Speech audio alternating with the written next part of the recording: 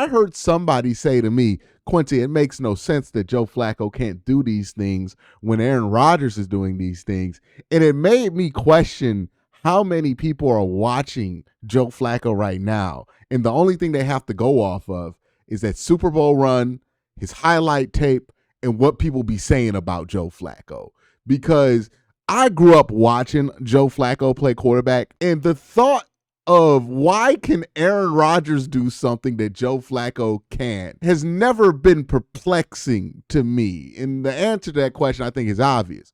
Because Joe Flacco never once in his life has ever been as good at quarterback as Aaron Rodgers has been as good at quarterback, right? Like Joe Flacco has always been somebody who you have to play a specific style for.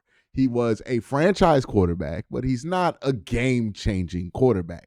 If you make life really hard for Joe Flacco, he's probably not going to be able to overcome it in the ways that you see a Lamar Jackson or a Josh Allen do or a Patrick Mahomes, because he was never even in the same class or caliber as that guy. So when you see the Ravens give a really good defensive effort, do a really good job funneling stuff to the short, to the check downs, and taking away all the intermediate chunk stuff that he kind of relies on and getting constant pressure in his face, well, this is what Joe Flacco looks like when the defense is able to achieve those things, right? Like, to me, I didn't look at Joe Flacco and say, oh, he looks old, that's why he's not playing well. This is just what Joe Flacco always looks like when he runs into these sets of challenges, because Joe Flacco has always had limitations at the quarterback position. It's interesting that people kind of forget that. Again, like Aaron Rodgers, this would be more of a conversation because Aaron Rodgers used to look like he had no limits at the quarterback position in his prime.